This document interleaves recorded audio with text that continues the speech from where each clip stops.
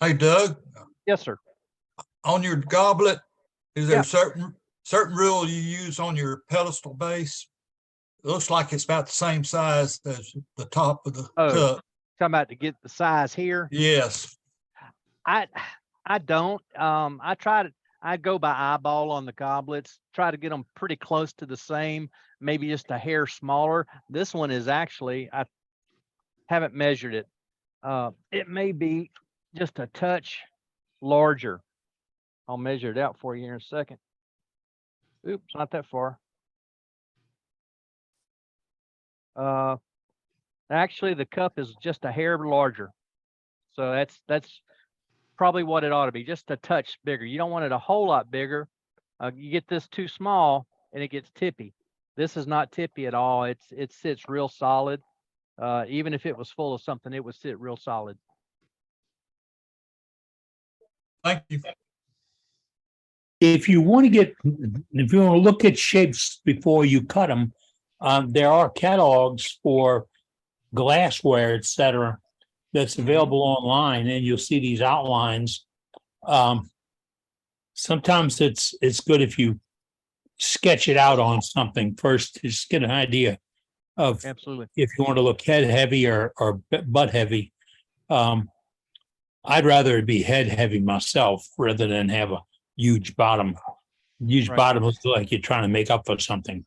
Yeah, there was a great discussion on goblets in one of the Facebook pages, where a big group was saying your base has to be larger than your cup. Others saying your base had to be smaller than your cup. And one guy came in and said, I just came in from the kitchen. I measured every single wine glass we've got. He said, not a one of those has a base larger than the cup. Every last one of his commercially made wine glasses, the base was not much, but just slightly smaller than the cup. Yeah, if you look online at wine goblets and goblets in general, you see that the base is ever so slightly smaller than the largest diameter of the bowl. I actually prefer them almost exactly the same size, or the base a little bit larger. You can make the base thin, short, and that'll take away the clunkiness of it.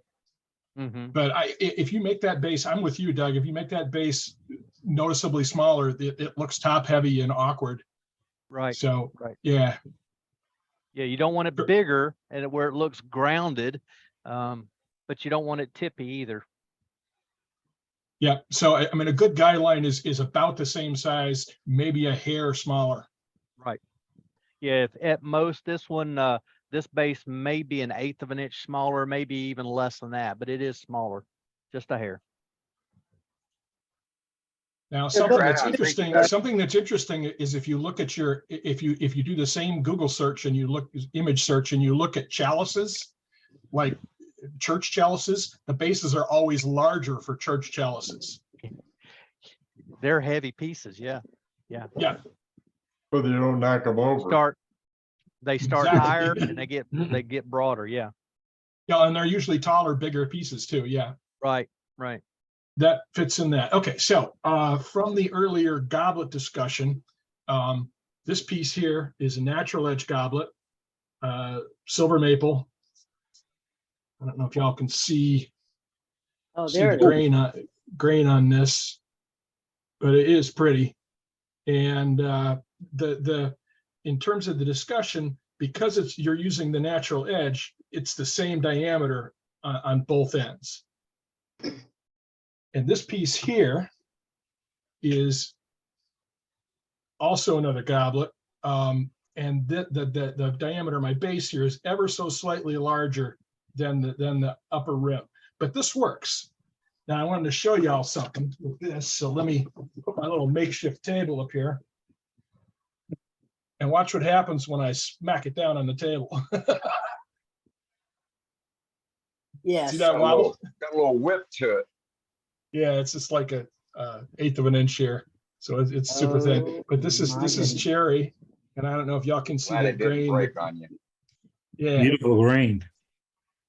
yeah, I love the grain on this. It's just so pretty.